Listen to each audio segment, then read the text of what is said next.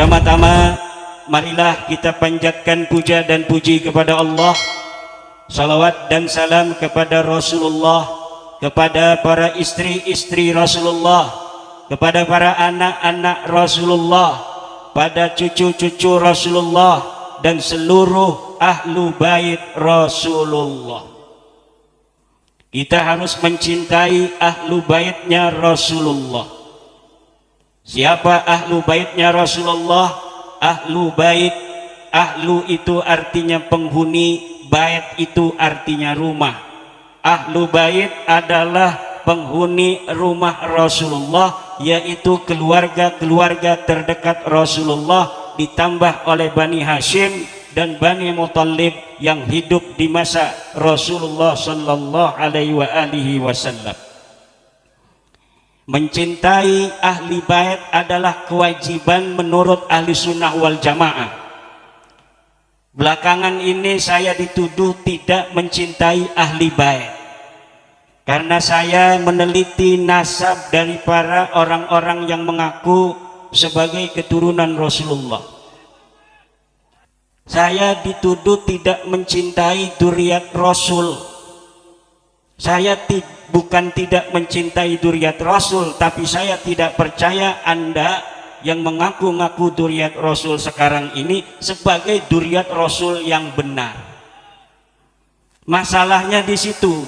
Bukan saya tidak mencintai dzurriyyat Rasul, tapi saya tidak percaya orang-orang yang selalu mengaku dzurriyyat Rasul hari ini adalah dzurriyyat Rasul yang asli. Berdasar apa?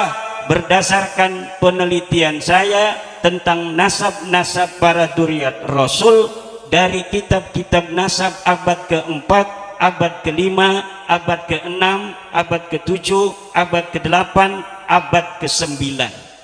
Juga kemudian melihat dari abad ke-10 sampai abad ke-15 hari ini.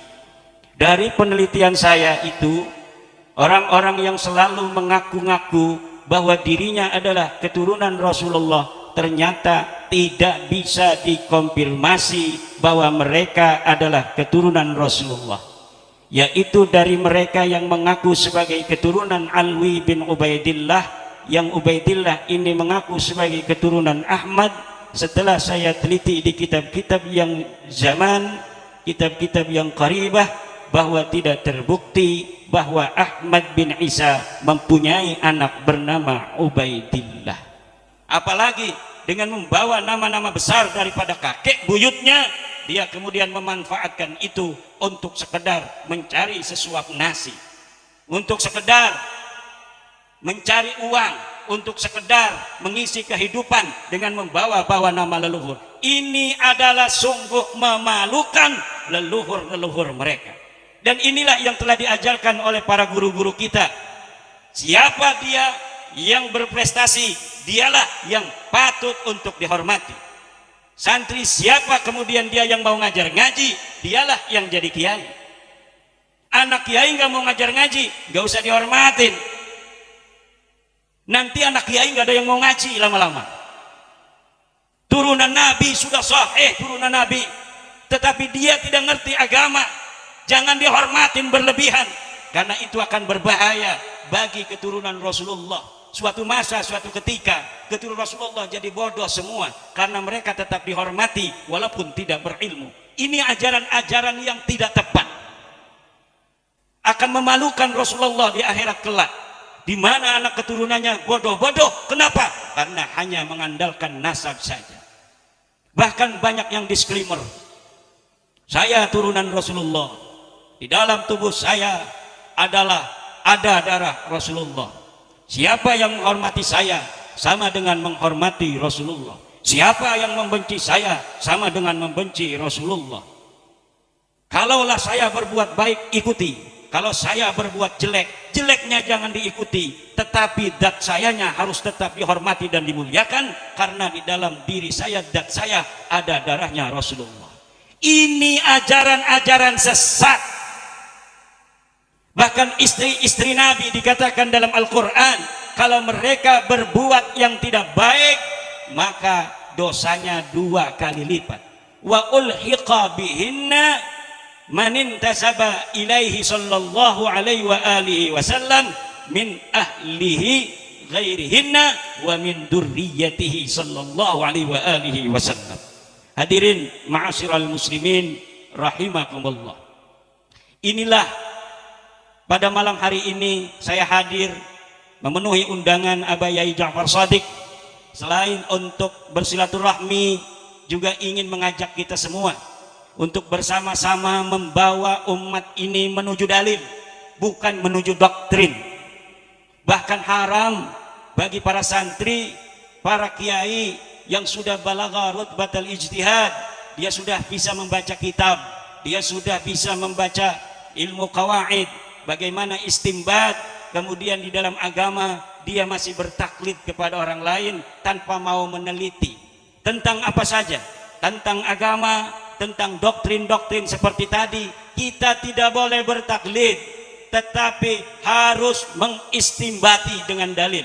Nahnu atsba'ud dalil haitsuma yamil namil. Kita adalah orang-orang yang mengikuti dalil, bukan mengikuti doktrin. Kemana saja dalil menuju, disitulah kita harus menuju. Ini yang diajarkan oleh para guru-guru kita dengan sanad yang tasalsul sampai kepada Rasulullah Muhammad sallallahu alaihi wa alihi wasallam. Kalau kita beragama tanpa sanad, maka seluruh orang bisa berkata apa saja. Laulal isnadu laqala man syaa ma syaa. Kalaulah tidak ada sanad, maka siapa saja bisa berkata apa saja. Hadis kalau tidak ada sanad, maka siapa saja bisa bikin hadis palsu. Hari ini 1442 Hijriah, 1444 Hijriah. Anak Presiden Jokowi siapa? Kaisang dan Gibran, dua. Kalau saya Imaduddin mencatat sekarang, bikin sebuah buku, anak Presiden Jokowi 3, 1 Kaisang, 2 Gibran, 3 Imaduddin. Kalau sekarang saya katakan, pasti ketahuan saya bohong, betul. Tapi kalau buku ini saya taruh di dalam sebuah peti besi, kemudian saya gembok, saya merekin, dibuka tahun 2500 Masehi. 500 tahun lagi dibuka ini kotak besi oleh seseorang yang menggali sepiteng.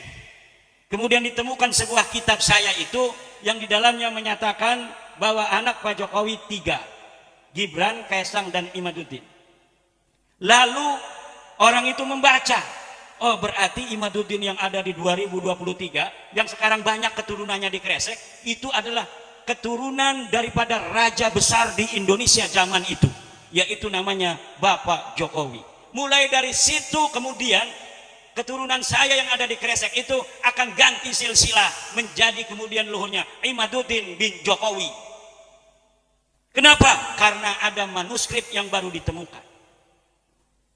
Kemudian setelah beberapa ratus tahun akan semakin kokoh, akan semakin kokoh, akan semakin kokoh. Nanti tahun 3000 seluruh keturunan saya sudah masyhur dan istifadah bahwa keturunan daripada raja besar di Indonesia yang dulu berkuasa bernama Insinyur Haji Joko Widodo. Lalu tiba-tiba kedengeran nama orang Solo. Di sana katanya di daerah Tangerang, Banten ada keturunan Insinyur Joko Widodo raja besar tahun 2023. Keturunan Pak Kaisang dan Pak Gibran tidak terima. 500 tahun yang lalu sudah dicatat oleh Bapak Jokowi di dalam bukunya, dan ini ada manuskripnya berupa kartu keluarga dari Dukcapil, bahwa anaknya Pak Jokowi cuma 2, yang laki-laki yaitu Gibran dan Kaisang. Kemudian ributlah ini tahun 3000 karena keturunan saya juga sudah masyhur di Tangerang sebagai keturunan daripada raja besar Indonesia Bapak Joko Widodo. Kenapa saya bilang itu raja besar? Karena siapa saja yang jadi presiden Indonesia hari ini lebih besar daripada Hayam Wuruk, saudara. Lebih besar kekuasaannya daripada Sunan Gunung Jati, lebih besar kekuasaannya daripada Raden Patah Demak, lebih besar kekuasaannya daripada Raden Wijaya, lebih besar kekuasaannya daripada Raja Aceh, karena Indonesia ini adalah menjadi pemersatu seluruh kerajaan-kerajaan besar yang dulu ada di Nusantara, sekarang menjadi Indonesia. Jangan gegabah menjadi anak presiden Indonesia karena dia merupakan raja besar. Bangga dong nanti keturunan saya itu yang sudah ada manuskrip bahwa mereka adalah keturunan daripada Bapak Joko Widodo itu. Tetapi ketika ada yang membatalkan dari Solo keturunan Bapak Jokowi, bahwa dalam manuskrip asli keluarga Pak Jokowi yang ada di Solo tidak ada anak Pak Jokowi namanya Imaduddin, apa yang akan terjadi? Itulah yang banyak terjadi dengan nasab-nasab palsu. Dia bisa untuk syuhra dan istifadah, tetapi syuhra dan istifadahnya disebut dengan syuhratun hadisatun, kemasyhuran yang baru datang, bukan di masa orang itu hidup. Sementara ketika didebatkan nanti oleh keturunan Pak Jokowi tahun 3000 itu, ini berdasarkan buku sejarah Indonesia yang dipelajari di sekolah dasar, bahwa Pak Jokowi punya anaknya 2. Ini dikarang tahun 2900, ini tahun 2700 ada, ini 2500 ada, ini 2400 ada, ini 2000 sekian ada. Lalu Anda tahun berapa? Ini tahun sekian, adanya di mana? Di Kresek. Lah, ini datanya data mayor, adanya di Solo. Berarti yang menang adalah data mayor. Ada data mayor, ada data minor. Data mayor itu adalah data yang ditulis oleh ulama yang ada di tempat itu. Data minor adalah data-data pembanding yang ditulis oleh orang-orang yang di luar itu. Ada data primer, yaitu data-data yang ditulis pada zaman di mana tokoh itu ada data sekunder, yaitu data yang ketika data primer itu tidak ditemukan, maka data sekunder yang ditulis setelah orang itu ada beberapa masa yang paling dekat, itu juga bisa dijadikan sebagai patokan. Inilah di dalam tradisi ilmiah, baik di kampus maupun di pesantren sudah ada. Jangan disamakan dengan hadis. Hadis katanya dikodifikasi, ditadwin itu pada abad ketiga. Kata-kata Rasul ada di 1 Hijriah, tetapi dicetaknya, ditulisnya abad ketiga, 300 tahun setelah itu. Berarti katanya tidak bisa dong ini dikatakan hadis asli. Karena apa? Karena tidak ada kitab yang ditulis di zaman Nabi. Ini goblok cara berpikirnya. Hadis itu diriwayatkan oleh seorang guru kepada muridnya, dari seorang murid kepada muridnya lagi, dari seorang murid kepada muridnya lagi. Dan ini bisa diverifikasi oleh kitab-kitab ruwat, oleh kitab Isobah fir Rijal, oleh kitab Al-Jarh wa Ta'dil. Namanya siapa? Misalnya Imam Syafi'i mendapatkan hadis daripada Imam Malik, Imam Malik mendapatkan hadis dari Imam Nafi', Imam Nafi' mendapatkan hadis daripada Ibnu Umar, Ibnu Umar mendapatkan hadis dari Rasulullah. Ditulislah kemudian di dalam Musnad Imam Syafi'i tentang suatu hadis yang dia dapatkan dari Imam Malik. Ini bisa diverifikasi, diteliti oleh para ahli hadis. Betul enggak Imam Syafi'i hidup sejaman dengan Imam Malik? Katanya dia mendapatkan hadis dari Imam Malik. Dari sisi ittisalus sanad diperiksa. Kalau satu masa hidupnya dilihat tanggal lahir Imam Syafi'i tahun berapa, kemudian Imam Malik tahun berapa, ada enggak kemungkinan mereka bertemu? Kalau dari sisi tahun lahir dan tahun kematian, ini bisa dikatakan mereka kemungkinan bertemu. Kemudian dilihat di mana Imam Syafi'i itu pernah tinggal, di mana Imam Malik itu pernah tinggal. Kalau dimungkinkan, oh rahila ila Makkah min Palestina, kemudian warahila ila Madinah min Makkah. Tahun berapa dia ada di Madinah? Oh tahun sekian. Imam Malik di Madinah wafat tahun berapa? Tahun sekian. Oh ini Imam Malik berarti masih hidup ketika Imam Syafi'i pindah dari Makkah menuju Madinah. Berarti dari sisi ittisalus sanad ada kemungkinan besar Imam Syafi'i bertemu dengan Imam Malik dan dia bisa menjadi murid daripada Imam Malik. Itu dari sisi ittisalus sanad. Kemudian dari sisi kualitas musnidnya ini, bagaimana para ulama menerangkan tentang kualitas siqahnya Imam Syafi'i, bagaimana menerangkan tentang kualitas siqahnya Imam Malik. oh Imam Syafi'i ini adalah orang-orang yang siqah, orang yang adil, bisa dipercaya, tidak pernah dia berdusta. Dia punya guru Imam Malik juga dia siqah, dia tidak pernah berdusta, dia tidak muttaham bil kadzib. Maka berarti antara Imam Syafi'i menerima dari Imam Malik ini adalah sahih. Sahih min haitsul isnad wa sahih min haitsul ruwat. Kemudian dari Imam Malik, benar nggak Imam Malik ini pernah bertemu dengan Imam Nafi'? Diteliti di kitab-kitab yang lain, dalam kitab-kitab sirah, dalam kitab-kitab tarajim, dalam kitab-kitab rihalat, perpindahan-perpindahan, dalam kitab-kitab qabail. Ini diteliti satu persatu. Kemudian dikatakanlah oleh ulama, ini hadis sahih. Kalau misalnya ada orang ternyata dia ini bertemu, tetapi dia pernah berdusta, disaksikan oleh orang dan dapat dibuktikan kedustaannya, maka kemudian dia disebut oleh ulama-ulama ahli jarh wa ta'dil kadzdzab atau muttaham bil kadzib, maka hadisnya turun derajatnya, walaupun ittisal sanadnya, tetapi dia kemudian menjadi dhaif. Apakah ketika kita mendhaifkan hadis, mengatakan hadis ini munqati, adalah kita menyakiti Rasulullah? Tidak. Ini namanya kita sedang membersihkan hadis-hadis Rasul daripada hadis-hadis palsu. Ini besar loh nama Rasulullah. Katanya Rasulullah berkata demikian. Benar enggak Rasulullah berkata demikian? Bisa diverifikasi oleh kita. Ditahrij hadisnya. An-nadhafatu minal iman. Hadis Rasulullah katanya. Kemudian kita verifikasi. Di kitab apa dia ada? Setelah kita verifikasi di kitabnya, siapa ahli rawinya? Dikatakan rawinya A, B, C, D, E, F sampai kepada Rasulullah. Kita teliti satu persatu. Dia mengatakan haddatsana Malik, haddatsana Nafi'. Betul enggak Imam Malik ini bertemu dengan Imam Nafi'? Betul enggak Nafi' ini kemudian bertemu dengan Ibnu Umar dan selanjutnya dan selanjutnya? Jadi perawinya, sanadnya orang. Kalau nasab, sanadnya apa? Sanadnya kitab.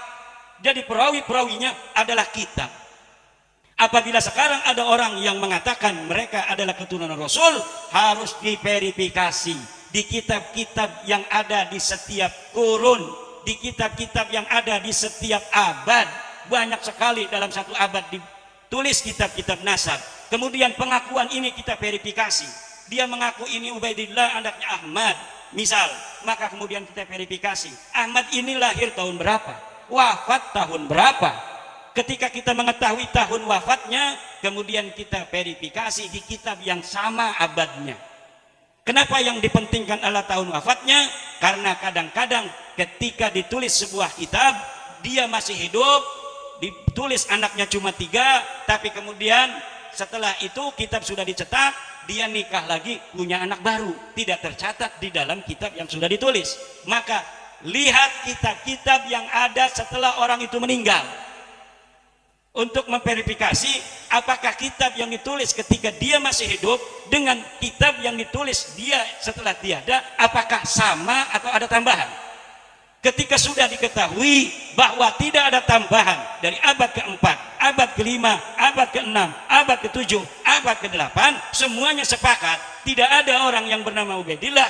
Lalu di abad 9 ada orang namanya anaknya Ahmad Ubaidillah. Berarti ini ketahuan bahwa ini adalah dakhilun da'iyun. Ini adalah penyusup yang mengaku-ngaku. Itu bisa diverifikasi daripada kitab-kitab Al-Qadimah. Hadis sekarang yang ada di kita, hadis Bukhari, itu dicetak abad ketiga Hijriah. Tapi sebelumnya itu sudah ada perawi-perawinya sampai kepada Rasulullah dan disebutkan ini rawinya anu, rawinya anu, rawinya anu, diteliti dalam kitab-kitab tentang nama-nama, kemudian orang ini siqah, maka itu sudah cukup. Tapi kalau nasab tidak ada perawinya. Perawinya siapa? Perawinya kitab-kitab. Kalau tidak ada di kitab-kitab itu, berarti pengakuan itu tidak berdasar. Orang yang mengaku keturunan Raja Pajajaran, Prabu Siliwangi, harus ada manuskripnya. Bisa jadi orang sini kalau dites DNA semuanya Prabu Siliwangi. Tapi kalau misalnya tidak ada manuskrip silsilahnya, nanti sudah ketahuan Prabu Siliwangi, saya cucu Prabu Siliwangi. Mana buktinya? Tidak ada. Hanya tes DNA, cucu Prabu Siliwangi. Ini tidak bisa ditulis dalam kitab sejarah. Nanti dia langsung binnya bin Siliwangi. maka tetap harus ada nasab dan sajaroh. Binanu, binanu, binanu, binanu, binanu, binanu, baru bisa ditulis di dalam kitab nasab Prabu Siliwangi. Kenapa Prabu Siliwangi itu sekarang orang-orang Jawa Barat kemungkinan besar adalah keturunan mereka, keturunan daripada Prabu Siliwangi? Karena istri Prabu Siliwangi itu 200 perempuan cantik. Enggak kayak Abah Yai Jafar. Berapa istrinya Abah Yai Jafar? Istiqomah. Prabu Siliwangi 200. Raja Banten tahun 1682 Sultan Haji Abdul Qahar itu istrinya 4, tetapi budaknya 1000. Anak keturunannya jadi banyak. Kalau raja itu boleh punya namanya jawari. Selain daripada istri juga ada malakat aimanukum, karena pada zaman itu sampai tahun 40-an itu saudara, ternyata masih ada perbudakan di Indonesia ini. Makanya mental-mental budak itu masih banyak di Indonesia. Kenapa? Karena ternyata zaman Belanda masih ada perbudakan manusia. Sejak kita Indonesia semuanya manusia merdeka. Bukan manusia merdeka dari sisi tidak ada yang menjajah, tapi kita juga harus merdeka dari setiap doktrin-doktrin yang melemahkan kita sebagai manusia. Doktrin-doktrin yang mengatakan bahwa manusia berbeda dari sisi keturunannya itu harus dilawan. Kenapa? Karena akan mengakibatkan manusia menjadi berbeda-beda berdasar keturunannya. Orang sering menuduh bahwa agama Hindu agama kasta. Bukan, saudara. Agama Hindu itu bukan agama kasta. Yang pertama kali membuat kasta adalah penjajah Inggris Britania di India. Tetapi istilahnya diambil daripada ajaran agama Hindu. Dalam ajaran agama Hindu yang ada adalah catur warna. Catur warna itu artinya manusia-manusia pekerjaannya macam-macam. Ada yang jadi Brahmana, ada yang menjadi kesatria, ada yang menjadi Waisya, ada yang menjadi Sudra. Itu adalah tingkatan manusia, bukan berdasarkan keturunannya menurut agama Hindu. Orang Sudra sekarang dia kerjanya hanya menjadi pekerjaan rendah, tapi apabila dia punya anak mau bekerja keras, dia bisa naik menjadi Waisya. Dia dari Waisya kerja keras, mau dia daftar PNS di kerajaan, maka dia bisa naik menjadi kesatria. Jadi polisi ganteng-ganteng kayak polisi kita. Saya lupa tadi menghormati, karena saya takut sama banser aja dari tadi. Ada tentara-tentara kita, petani di Indonesia bisa jadi tentara. Petani bisa menjadi seorang polisi. Siapa saja bisa menjadi apa saja. Ini sama dengan ajaran agama Hindu. Jangan kita mendiskreditkan ajaran agama Hindu sebagai ajaran kasta. Tidak ada, ternyata ajaran kasta itu adalah ajaran penjajah yang ada di Indonesia. Pada tahun 1800-an di Indonesia sama seperti India, tetapi karena mayoritasnya di Indonesia ini adalah Islam, maka ajaran agama Hindu nama-namanya tidak diambil. Di India karena mayoritasnya Hindu, istilahnya diperkosa. Istilah agama Hindu untuk catur warna itu diambil untuk kasta. Berdasarkan keturunan, seorang Brahmana hanya dilahirkan oleh seorang Brahmana. Ini ajaran penjajah Inggris. Kalau dia adalah seorang kesatria, haruslah anak dari seorang kesatria. Selain anak seorang kesatria, tidak boleh jadi kesatria. Begitu pula dari Waisya, anak Waisya. Anak Sudra hanya menjadi Sudra selama-lamanya sampai kiamat. Ini ajaran Inggris, bukan ajaran agama Hindu. Ajaran agama Hindu diambil oleh penjajah untuk pembodohan kepada para orang-orang yang dijajah di India. Di Indonesia 3. Kasta pertama adalah kasta Eropa. Siapa saja yang lahir dengan rambutnya pirang, kulitnya bule, maka dia menjadi kasta pertama yang mendapatkan privilege dari Belanda. Kasta kedua adalah orang Arab, orang India, orang Cina. Siapa saja yang terlahir dari orang Arab, orang Cina, orang India mendapatkan kasta kedua. Yang terakhir adalah pribumi, inlander, dan anjing.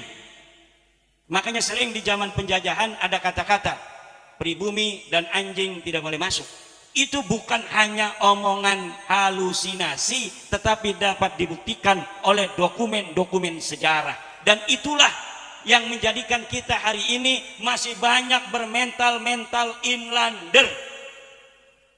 Bermental-mental inlander yang inferior kalau berhadapan dengan orang dari bangsa lain. Ketemu dengan bule di Borobudur, kita pengen foto. Padahal si bule bukan siapa-siapa. Dia hanya turis miskin, datang ke Indonesia pas-pasan. Kadang-kadang dia jadi gelandangan di Bali, tapi karena kita inferior, merasa orang bule itu superior, akhirnya kita pengen foto, bangga sekali foto dengan orang bule. Ini harus dikikis dari seluruh bangsa Indonesia yang mereka ternyata keturunan raja. Zaman sekarang ini ada yang aneh, keturunan sultan yang menguasai dari daerah yang luas. Leluhurnya itu banyak jasa mengislamkan manusia, kemudian menjadi tukang payung dari orang yang dari keturunan. Karena dia main keturunan, kita main keturunan. Yang dulu keturunannya hanya menjadi tenaga kerja datang ke Indonesia. Ini turunan raja ini mayungin daripada turunan tenaga kerja yang karena dia nggak punya ongkos balik, dia terpaksa hidup di Indonesia sampai sekarang. Ini yang terjadi saudara, mental-mental inlander ini. Kenapa? Karena walaupun dia turunan raja zaman dulu, sudah kena erupsi daripada penjajahan. Akhirnya apa? Akhirnya mental jiwa kesatrianya hilang, mental daripada bangsawannya hilang, yang ada adalah mental inlander. Mental-mental pribumi yang diciptakan oleh Belanda harus tunduk kepada orang-orang yang kastanya lebih tinggi daripada dia. Ini yang harus menjadi perhatian ulama. Wajib bagi para ulama, bagi para santri untuk menjaga umat Islam ini agar merdeka, bukan hanya merdeka dari penjajah, tapi dari doktrin-doktrin sesat yang mirip dengan doktrin-doktrin penjajah. Bahkan walaupun doktrin ini berdasarkan berbungkus agama, harus kita lawan. Kita verifikasi kembali dalil-dalil yang mereka pakai untuk mendoktrin umat agar menjadi anak buahnya. Kita harus verifikasi kembali kebenaran, kesahihan dari setiap hadis yang mereka ungkapkan agar kita tunduk dan patuh menghormati mereka. Kenapa? Karena ini dimanfaatkan untuk mereka dan golongan mereka untuk memperbudak kita. Dan omongan ini mungkin belum bisa banyak diterima dan dipahami oleh para ulama. Dan saya memohon para ulama untuk beristikharah, kemudian merenung, ngambil kitab, kemudian memverifikasi setiap dalil-dalil yang berkaitan dengan apa yang telah saya sebutkan, lalu ambil kesimpulan. Insya Allah hasilnya akan sama dengan perenungan saya, bahwa ada masalah dalam doktrin-doktrin mencintai dzurriyyat Nabi. Ada masalah dalam doktrin-doktrin kita mencintai ahlu bait Nabi. Ada dalil-dalil yang diperkosa dari dalil-dalil yang khusus untuk ahli bait Nabi yang ada di masa Nabi, kemudian digunakan untuk kepentingan mereka agar manusia-manusia taat dan tunduk pada mereka, untuk kemudian digunakan bukan hanya untuk kegunaan agama tapi juga untuk kegunaan politik. Ini yang harus kita beri pemahaman, kesadaran kepada masyarakat. Insya Allah kita berada di dalam siratal mustaqim karena demi cinta kita kepada umat Islam, cinta kita terhadap agama Islam, dan cinta kita kepada dzurriyyat Nabi, cinta kita kepada ahli bait Nabi, cinta kita kepada kanjeng Nabi besar Muhammad sallallahu alaihi wa alihi wasallam. Ada orang yang bilang, "Hai Imaduddin, nanti kamu apakah tidak malu bertemu Rasulullah telah menafikan, telah menyakiti dzurriyyatnya Nabi?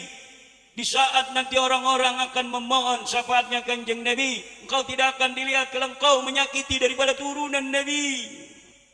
Tobatlah." Yang tobat itu orang yang ngaku-ngaku turunan Nabi tapi tidak terkonfirmasi oleh kitab-kitab nasab dan tes DNA-nya melenceng dari DNA kanjeng Nabi. Itu yang harus dia tobat. Ini diam aja, ini nggak setuju ya?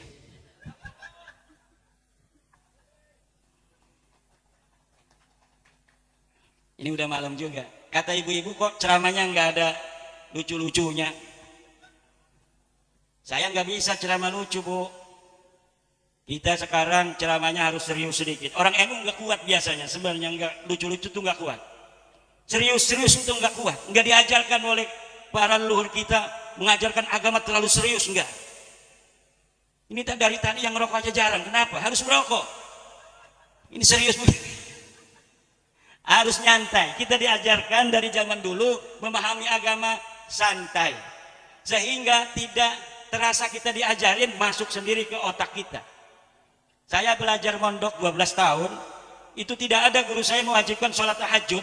Tapi kalau hari ini kita meninggalkan tahajud, rasanya kita rugi luar biasa, betul? Padahal tidak ada sholat tahajud berjamaah guru-guru kita di pondok, nggak ada. Hanya memberikan tauladan. Ini fadilah sholat tahajud di dalam kitab-kitab yang menerangkan tentang fadilah sholat tahajud. Nanti orang-orang santri-santri itu akan tergerak sendiri ingin menjajal tahajud. Kemudian dia jajal lagi, dia jajal lagi. Setelah dia menjajal 3 malam, 4 malam begitu indah, maka dia tidak akan tinggalkan seumur hidupnya. Zaman sekarang ada yang mewajibkan sholat duha berjamaah. Sholat tahajud berjamaah jam 2 malam lagi turun dibangunin. Ya terpaksa sholat tahajud. Ketika dia keluar dari pondok pesantren, dia balas dendam seumur hidup, tidak mau tahajud lagi. Ada nggak begitu? Ada. Dia pundung karena dia terpaksa. Makanya hal-hal yang sunnah jangan diwajib-wajibin. Hal-hal yang wajib jangan sampai disepelein. Kita para santri, para ulama menjaga nilai-nilai ini. Dan ternyata apa yang diajarkan guru-guru kita ini adalah ajaran yang paling lurus. Makanya NU terakhir salamnya itu wallahul muwaffiq ila aqwami thoriqin, wassalamu alaikum warahmatullahi wabarakatuh. Ini belum selesai, lagi contoh. Ada yang ihdinas siratal mustaqim, baru assalamu alaikum. Ada lagi yang apa? Billahi taufiq wal hidayah, baru kemudian salam. Tapi kalau NU wallahul muwaffiq, Allah yang memberi taufik, ila aqwami tariqin, pada jalan yang paling lurus. Bukan hanya lurus, paling lurus. Karena siratal mustaqim itu belum tentu aqwami tariq. Siratal mustaqim ini Islam. Sekarang ada Islam Ahlussunnah wal Jamaah, itu siratal mustaqim. Ada Islam Syiah, itu siratal mustaqim. Ada Islam Jabriyah, siratal mustaqim, karena Islam. Tapi belum tentu aqwamit thariq. Thariq itu adalah pecahan daripada sirat. Siratal mustaqimnya Islam, itu musuhnya Yahudi, Kristen. Kalau orang sudah punya siratal mustaqim, berarti dia bukan Yahudi, bukan Kristen. Di dalam siratal mustaqim ada taraik, ada jalan-jalan. Ada jalan Ahlussunnah wal Jamaah kita NU. Ada jalan daripada Syiah, ada jalan Khawarij, ada jalan Mu'tazilah, ada jalan Jabriyah, ada jalan Qadariyah dan sebagainya. Nah, aqwami thariq adalah Ahlussunnah wal Jamaah an-Nahdiyah. Kenapa? Karena sekarang ahli sunnah juga dirampok oleh orang-orang Wahabi, ngakunya dia bukan Mujassimah lagi. Sekarang ngakunya mereka juga Ahlussunnah wal Jamaah. Makanya Kiai Ma'ruf Amin menambahi istilah sunnah dengan Ahlus Sunnah wal Jamaah an-Nahdiyah. Makanya saya mengarang kitab Al-Fiqratun Nahdiyah, artinya pemikiran-pemikiran ahli sunnah Nahdiyah seperti yang digariskan oleh ulama-ulama kita. Dalam fikih kita mengikuti salah satu dari 4 madhab. Madhab Imam Hanafi atau madhab Imam Malik. Daripada tasawuf, Imam Ghazali dan Imam Junaid al-Baghdadi. Kenapa harus Imam Junaid dan Imam Ghazali? Karena tasawufnya tasawuf sunni man jama'a baina al-fiqhi wat tasawuf. Karena orang yang berfikih tapi dia tidak bertasawuf, maka dia menjadi fasik. Orang yang bertasawuf tapi dia tidak berfikih, dia menjadi zindiq. Orang yang mengambil kedua-duanya adalah muhaqqiq. man tasawwafa wa lam yatafaqqah faqad tazandaqa wa man tafaqqaha wa lam yatasawwaf faqad tafassaqa wa man jama'a bainahuma faqad tahaqqaqa. Inilah Nahdlatul. Makanya tarekat-tarekat yang macam-macam muter-muter segala itu hati-hati. Ini saya lihat Les Bumi, ini kadang-kadang memperlihatkan atau mendukung tasawuf-tasawuf yang tidak berafiliasi terhadap Imam Al-Ghazali dalam Ihya dan Bidayatul Mujtahid, juga tidak terafiliasi terhadap pendapat-pendapat Imam Junaid Al-Baghdadi, yaitu tasawuf-tasawuf yang ghulu, tasawuf-tasawuf yang terlalu berlebihan, tasawuf-tasawuf yang mengarah kepada zindik lebih dekat daripada kepada sunnah. Maka tasawuf kita, tasawuf NU adalah tasawufun sunniyun yang hanya berafiliasi dari ajaran-ajaran Imam Ghazali, yang nanti tarekatnya ada dari Syekh Abdul Qadir Jailani karena beliau adalah murid daripada Imam Al-Ghazali. Tarekat Qadiriyah, tarekat Naqsyabandiyah, tarekat Syadiliyah, tarekat Syatariyah, itu adalah tarekat-tarekat yang mu'tabarah, yang bermuara kepada Imam Al-Ghazali dan Imam Junaid Al-Baghdadi. Tarekat yang tidak di dalam sanad melewati dua ini, itu tidak dianggap mu'tabarah di dalam Nahdlatul Ulama. Ini juga yang harus diperhatikan oleh Jatman. Setiap ada tarekat yang daftar kepada Jatman, tarekat baru yang dibawa ke Indonesia, harus dilihat sanad silsilah daripada tarekat itu apakah melewati Imam Al-Ghazali atau Imam Junaid Al-Baghdadi. Kalau tidak melewati keduanya, maka tarekat itu tarekatun ghairu mu'tabaratin, tarekat yang tidak mu'tabar.